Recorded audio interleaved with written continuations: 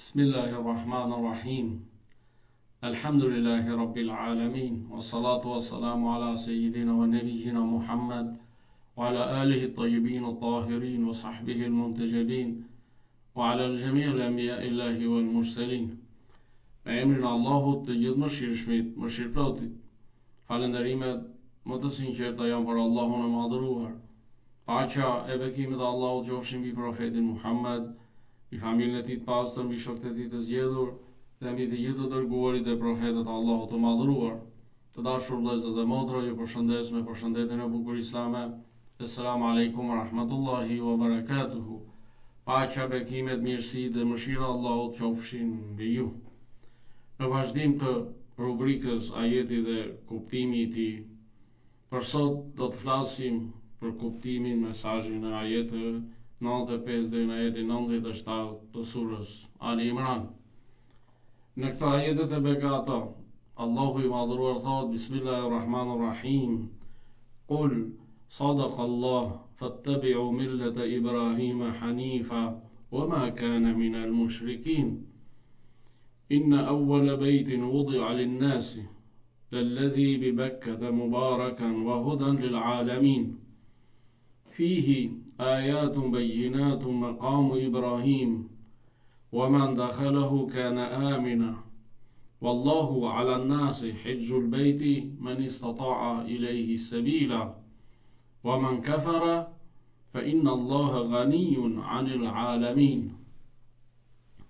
Thuaj, o Muhammad sallallahu alaihi wa alihi, Allahu thot të vërtetën, prandaj ndiqeni fenë e pastër të Ibrahimit, i cili nuk ishte idhujtar.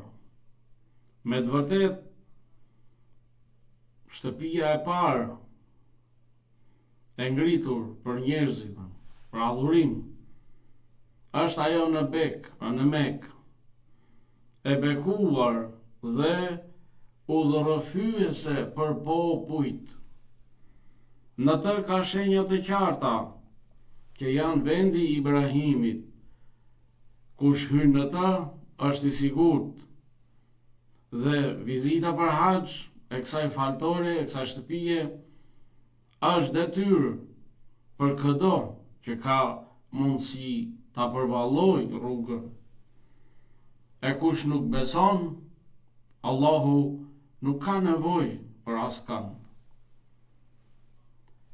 Këto ajete përmbajnë mesazhe shumë të thella rreth tauhidit, njësimit të Allahut fuqiplot, rreth fesë së pastër të Ibrahimit, rreth shenjtërisë së Ka'bes dhe obligimit të haxhit.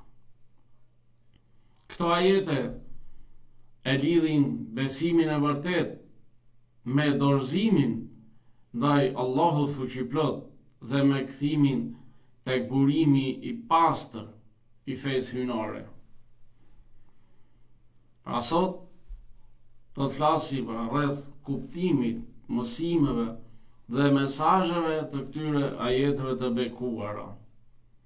Dhe fillojmë me ajetin 95, në të cilin pra Allahu i madhëruar thot: Thuaj o Muhammed, Allahu thot të vërtetën, prandaj ndiqeni fenë e pastër të Ibrahimit, i cili nuk ishte idhujtar. Ky ajet është përgjigje ndaj pretendimeve të atyre që shtremronin fenë dhe largoheshin nga rruga e drejtë. Po ashtu është përgjigje edhe për ata që vazhdojnë ta shtrembrojnë fenë dhe të largohen nga rruga e drejtë. Sepse Kurani nuk është i kufizuar me kohën, as me vendin, është libri i çdo kohe, i çdo vendi. Allahu në këtë ajet e urdhëron profetin e tij të dashur, profetin Muhammed, paqja e bekimet e Allahut qofshin mbi të dhe mbi familjen e tij, që të shpallë se vetëm Allahu thot të vërtetën absolute. Të thot se feja e drejtë është feja e profetit Ibrahim, paqja qoftë mbi të. Dhe Ibrahimi a.s. ishte besimtar i pastër dhe larg çdo idhujtarie. Fraza e ajetit fenë e pastër të Ibrahimit nënkupton adhurim vetëm për Allahun, sinqeritet, largim nga idhujtaria, nga hipokrizia dhe nga devijimi. Ky ajet interpretohet nga ehli bejti i pastër i profetit si pra që ka në thelb islamin e pastër, i cili u plotësua me shpalljen e profetit Muhammed sallallahu alaihi wa alihi. Në transmetimet e ardhura nga familja e profetit, nga ehli bejti pra, theksohet se profeti Ibrahim a.s. ishte imami i tauhidit, i monoteizmit, njëshmërisë dhe i largimit nga çdo lloj forme idhujtarie, qoftë e hapur apo e fshehtur. Ndjekja e profetit Ibrahim nuk është vetëm ndjekje rituale, por është bindje e plot ndaj Zotit, një të vetëm e të pashoq, duke refuzuar çdo idhull material, politik, egoist apo shoqëror. Ky ajet na mëson se e vërteta nuk matet me numrin e njerëzve që e ndjekin, as me forcën e propagandës apo me interesat e momentit. Në shumë raste, shumica mund të gabojë, ndërsa një pakic mund të jetë në të drejtë. E vërteta matet me përputhjen e saj me realitetin. Ajo që është e vërtet mbetet e tillë edhe kur njerëzit e mohojnë. E vërteta matet me argumentin dhe me dijen, jo me emocione, paragjykime apo thashetheme. E vërteta matet me drejtësinë dhe moralin, sepse e vërteta nuk bie ndesh me drejtësinë. E vërteta matet me qëndrueshmërinë, sepse gënjeshtra ndryshon vazhdimisht në bazë të interesit, ndërsa e vërteta mbetet e njëjtë, e pandryshuar. E vërteta matet me frytet e saj, sepse e vërteta sjell qetësi, udhëzim dhe besueshmëri, ndërsa e kota e pavërteta sjell çoroditje, hutim dhe shkatërrim. Në pikpamjen islame, kriteri më i lartë i së vërtetës është Allahu dhe shpallja e tij. Pra Allahu është e vërteta absolute. Në ajetin 81 të surës Al-Isra, Kurani thot, erdhi e vërteta, ndërsa e kota e pavërteta pra u zhduk. Vërtet, e kota e pavërteta është e destinuar të zhduket. Ajo që qëndron pra është e vërteta. Besimtari duhet ta pastrojë zemrën nga çdo idhull, qoftë egoja, pasuria, fama apo varësia ndaj njerëzve. Feja e pastër islame është vazhdim i fesë së Ibrahimit a.s. dhe jo fe e shkputur prej profetëve të mëparshëm. Sepse feja e përbashkët e të gjithë profetëve është Islami. Ky ajet na përcjell 3 mesazhe edukative. Mesazhi i parë: besimtari duhet të jetë i drejtë dhe i pastër siç ishte Ibrahimi a.s. i nënshtruar vetëm ndaj Allahut dhe adhurues i sinqert i tij. Mesazhi i dytë: sinqeriteti është themeli i çdo vepre. Dhe mesazhi i tretë: rruga e Allahut kërkon pastërti në besim dhe në qëllim. Ajeti 96 për ajetëve në fjalë thot: me të vërtet, pra shtëpia faltore e parë e ngritur për njerëzit është ajo në Bek, në Mek, e bekuar dhe udhërofyese për popin. Në tefsirin e Ehli Bejtit të pastër paqja qoftë mbi ta, fjala Bek është një nga emrat e Mekës dhe tregon vendin ku njerëzit mblidhen dhe ku lotojnë nga përulja dhe adhurimi që i bëjnë Allahut fuqiplot. Kabja është shtëpia e parë e vendosur për adhurim në tokë. Kjo tregon se adhurimi Allahut është qëllimi i parë i njerëzimit. Kabeja është vendi i bekuar dhe është qendër e udhëzimit shpirtëror për të gjithë botën. Kabja nuk është vetëm një ndërtesë, por ajo është qendra e unitetit të ummetit dhe simboli i tauhidit. Dorsa fjala e bekuar do të thotë se aty pra në Kabe zbret mëshira e Allahut në mënyrë të vazhdueshme. Mësimet që përmban ky ajet janë: mësimi i parë, Kabja nuk është thjesht pra një ndërtesë, por simbol i njësimit të Allahut fuqiplot, simbol i unitetit të njerëzimit dhe i adhurimit të pastër.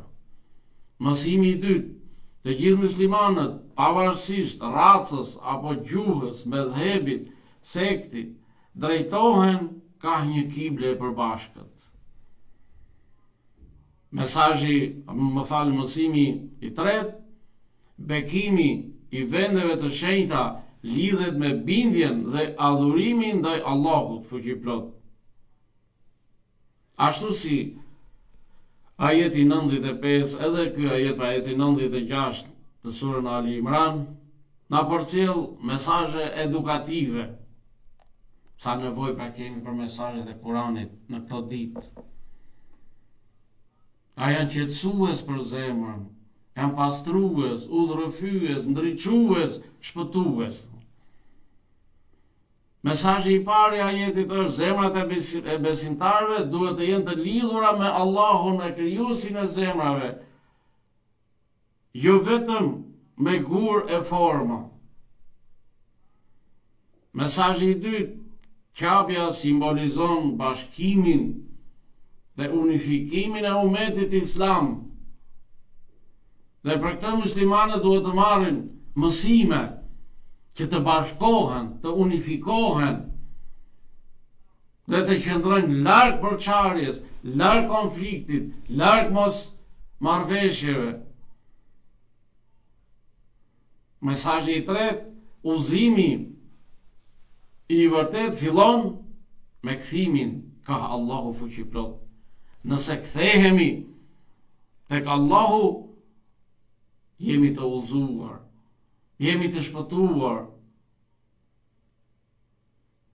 Ndërsa ajeti 97 për ajeteve pra që po flasim thot, në të ka shenja të qarta pra në Kabe, ka shenja të qarta që janë vendi i Ibrahimit, pra maqami Ibrahim.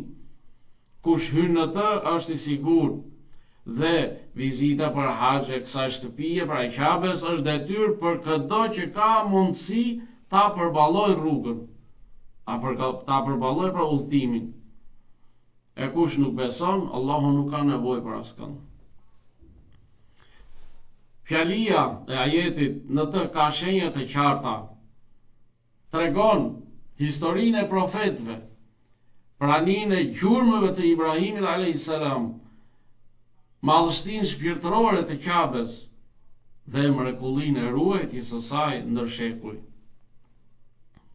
Sipas Ehli Bejtit të profetit Muhammed sallallahu alaihi wa alihi, maqami Ibrahim është vendi ku Ibrahimi paqja qoftë mbi të qëndroi gjatë ndërtimit të Kabes dhe aty mbetën dhe gjurmët e tij. Është simbol i bindjes absolute dhe i sakrificës në rrugën e Allahut. Kuptimi shpirtëror i qëndrimit në vendin e Ibrahimit fi maqami Ibrahim është që njeriu duhet të qëndrojë në monoteizëm, në tauhid, dhe në dorëzim të plot ndaj Allahut fuqiplot.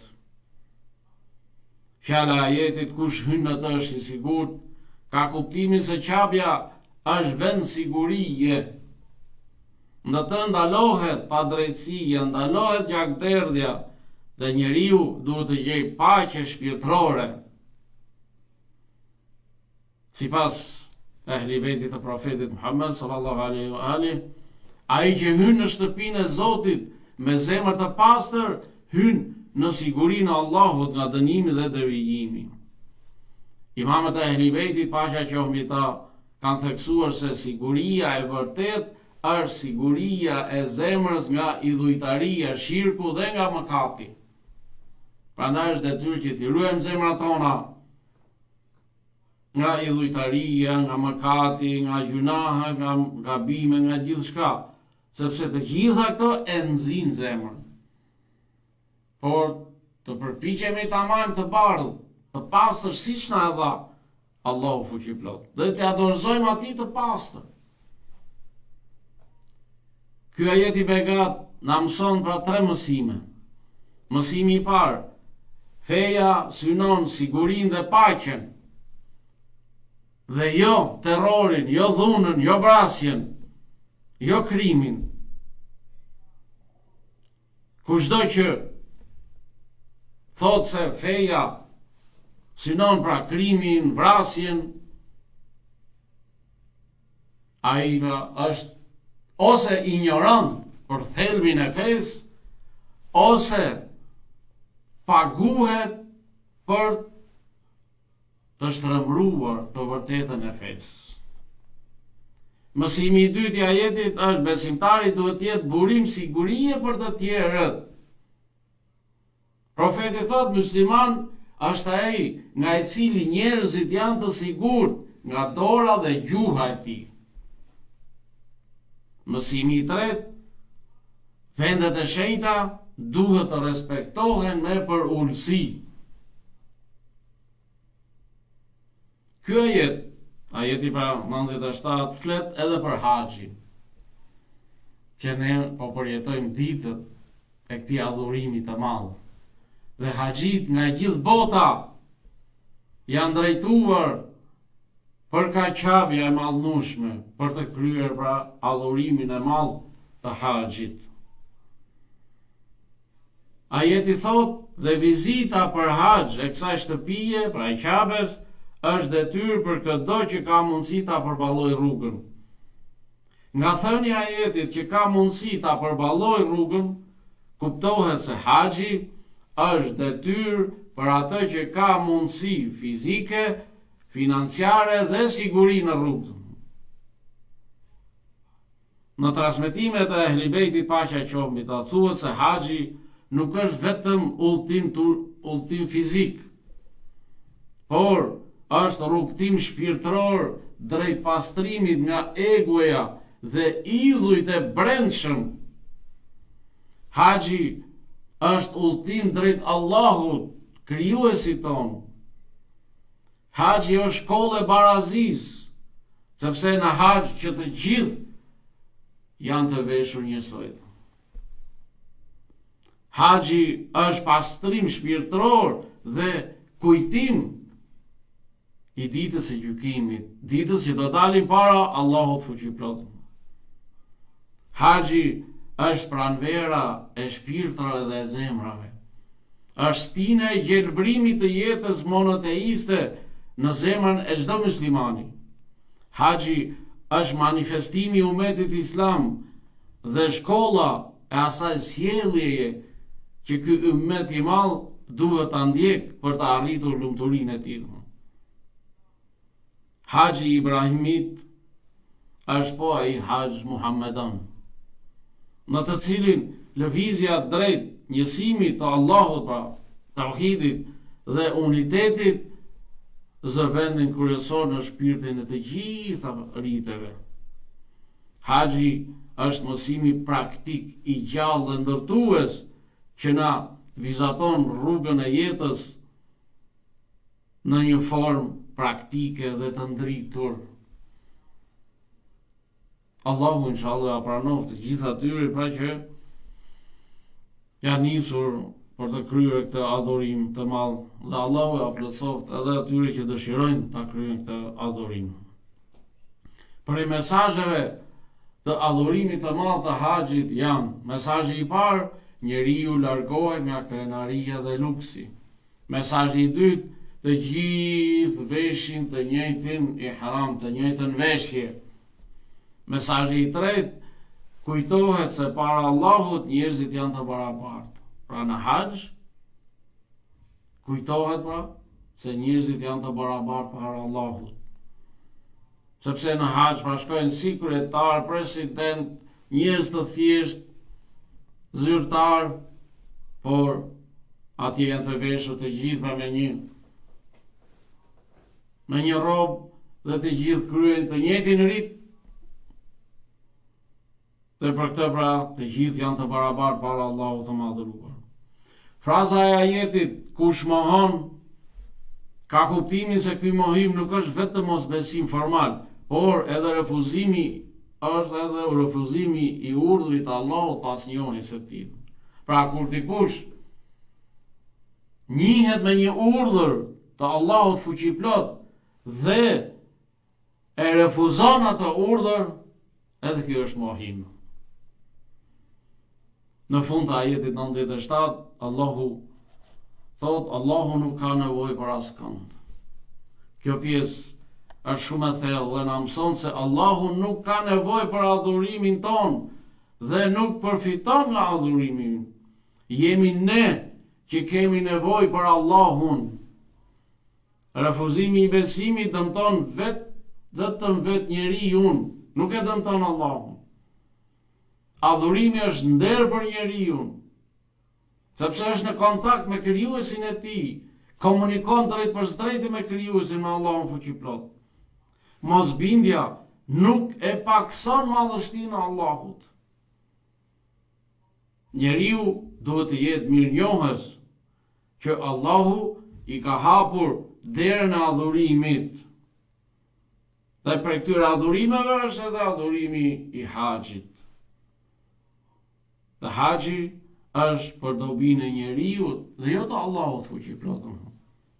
Të dashur vëllezër dhe motra, këto ajete e bashkohen në një ide të përbashkët, qendrore, se feja e vërtet është dorëzimi i sinqert ndaj Allahut. Rruga e profetit Ibrahim a.s. është rruga e tauhidit dhe e pastërtisë. Qabja është qendra e unitetit të njerëzimit dhe udhëzimit dhe adhurimit të pastër. Haxhi është udhtim i kthimit tek Allahu fuqiplot. Haxhi është shkolla e transformimit të individit dhe shoqërisë. Siguria, paqja dhe përulësia janë pjesë e fesë. Allahu është i panevojshëm, ndërsa njeriu është ai që ka nevojë për Allahun, për mëshirën dhe udhëzimin e tij. Sa bukur nafton e na thot Allahu i madhruar në ajetin 24 të surës Anfal. Bismillahirrahmanirrahim. Ya ayyuhalladhina amanu stajibu lillahi wa lirrasuli idha da'akum lima yuhyikum. O ju që keni besuar, përgjigjuni Allahut dhe të dërguarit kur ju thret drejt asaj që ju jep jetë. Jeta e vërtet e njeriu nuk është vetëm jeta fizike e materiale, por është jeta e zemrës, e shpirtit dhe e udhëzimit, e cila arrihet duke ju përgjigjur thirrjes së Allahut dhe të dërguarit të tij. Dhe këtë ditë haxhit e nderuar, të gjithë një zëri, pra thonë lebejk Allahumma lebejk, të përgjigjemi ty o Allah. Dhe kjo thënie ka një përgjegjësi mjaft të madhe. Duhet kuptuar mirë.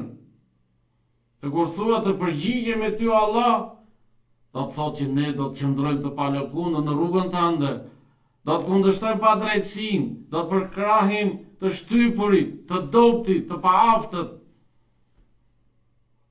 Do të përhapi mesazhin që ke zbritur, pra Kuranin e shenjtë.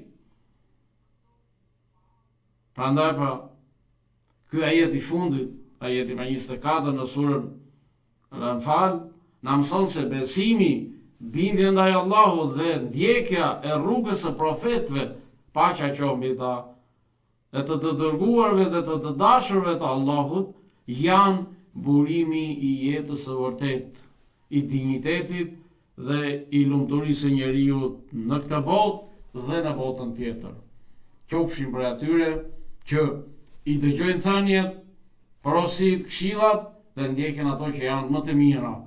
Padyshim që fjala më e mirë, fjala më e lartë, fjala më e bukur, fjala më e drejtë është fjala e Allahut, Kurani i shenjtë.